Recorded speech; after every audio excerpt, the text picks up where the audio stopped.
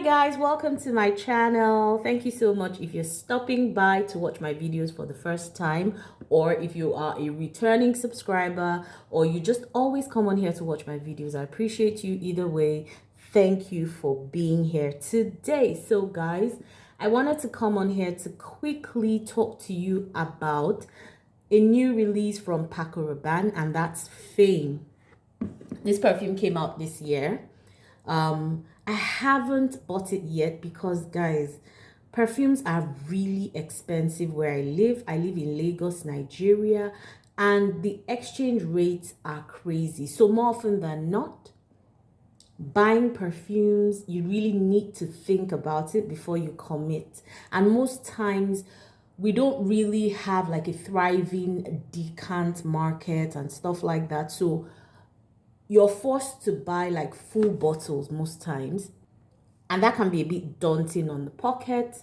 A lot of times I have to test again before I buy. I rarely do blind buys. I might if I've seen very good reviews of a perfume, but if not, I just test a lot and make that commitment to buying a full bottle. That being said, I went to the perfume store. I'd smelled Fame. I'd sprayed it on my skin. I took it around for the day. I did this like twice, and then thankfully I made a new perfume friend who was kind enough to give me a little decant in here. So I have just enough to give you my perspective. I've worn it for about 2 weeks now, in the cold weather, in hot weather. I've just tried to wear it in different conditions to get a sense of how it works. So I've already rambled enough. Let's get right into it. This perfume has main accords: tropical, vanilla, fruity, sweet, woody, powdery, white floral, all of that. Now, the notes in here are mango and bergamot, and I really am interested in mango as a note. There's jasmine and olibanum, which I think is frankincense, in the middle, and then there's vanilla and sandalwood at the base. So simple note structure. What do I get? Now, when this perfume opens, it opens with a very fruity tropical smell. So it almost smells like you're taking a mango sorbet. Yeah, it smells like a mango sorbet or just any mango juicy drink. Think of any mango juicy drink. That's what it smells like in the opening. Very tropical, very sweet. I almost feel like I get a coconut vibe in the opening, a very slight coconut vibe, maybe something similar to what you have in Alien Goddess. I have seen people talk about it being comparable to Alien Goddess. I wouldn't necessarily say they're comparable. I feel like this one is smoother than Alien Goddess, and it doesn't have that synthetic vibe that I get from Alien Goddess. So I would say that this one feels a bit more natural than Alien Goddess. In the opening, that fruity note is very prominent. It feels really tropical, but as it starts to dry down, you get a hint of the floral. So the jasmine comes through, and it smells like the typical scent profile for most new perfumes these days, which has like a fruity opening, floral heart, maybe some woody notes at the base or vanilla. So that's like what you find with most perfumes these days. It has or leans more in that sweet direction, which is fine. It's not a bad thing. However, for me, in the middle, the floral note, like that's not the dominant note in this perfume. And I feel like it's even blended so well that from the middle to the dry down, it's almost difficult to make out the individual notes at that point. So while I get a hint of the jasmine, it's not overpowering. It's just there and you can feel it. And you can also feel a bit of smokiness. It's not a heavy smokiness in any way, shape, form. Whatever incense was infused here was not to scare you away, nothing like that. It's just to give it a bit of an edge, because of course the opening is very fruity and tropical, and I feel like they just wanted that to add a bit of a kick to this perfume. Now the beauty is in the dry down. Oh my god, the vanilla is stunning. The vanilla, I repeat, is stunning, and the sandalwood just adds a bit of creaminess to the dry down that I really like. So this perfume is very nuanced. What you get at the beginning is not what you get at the end. It's not a linear perfume at all. When you first smell it, you might think, oh, vacation vibes, tropical vacation vibes and all that. But at the end, it becomes a warm, comforting, sexy perfume.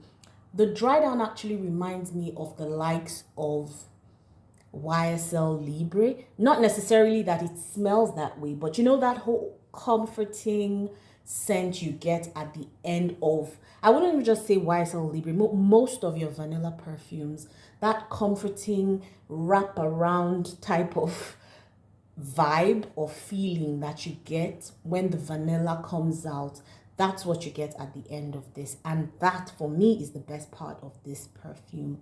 What's the longevity? I got about 4 to 5 hours every time I sprayed, but by the second hour, this had become a skin scent on me. The only time it lasted long through the day and projected a bit well was when I wore it in the cold, when it rained. So I think this performs better in cold weather. I would love to know if you've used it before and if that was your experience. But for me, when I wore it in cold weather, it lasted longer. This is a sweet perfume. So if you love sweet perfumes, if you love the likes of, let me say, Scandal, if you love the likes of, what other sweet perfumes do you have? Yeah, if you love the likes of Alien Goddess, you know, Olympia, you would like this. If you like Lady Million, you are likely to like this one because it doesn't deviate from that profile, that sweet floral profile. It doesn't move too far from that.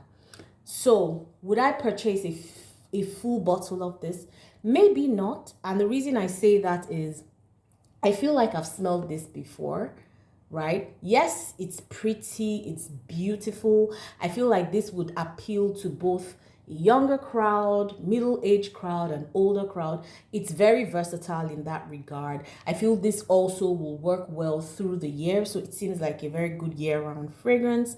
It would appeal to a versatile mix of people, and yeah, I just feel like I've smelled this before in some shape or form, in different perfumes, you know, that kind of thing. If you think Valentina Donna Born in Roma, all those kinds of perfumes that have sweetness and florals, this doesn't stray too far away. So I wouldn't buy a full bottle just because I already have a number of those kinds of perfumes in my collection and I wouldn't want to repeat it. Do I like the bottle?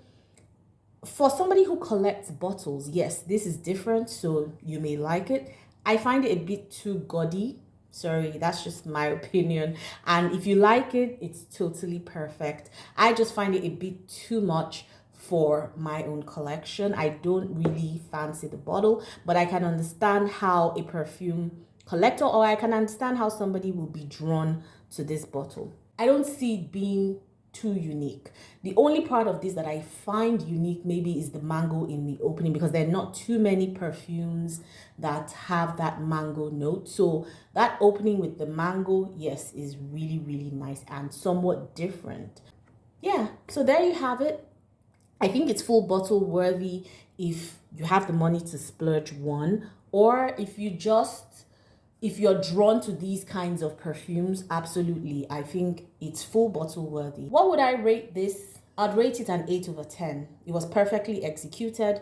There's nothing not to like in this perfume. So yeah, there you have it, guys. That's my review of Fame by Paco Rabanne. Let me know in the comments if you have this perfume and if you've tried it. I'd really love to hear your thoughts. So thank you so much for watching. See you on another video. Bye, guys.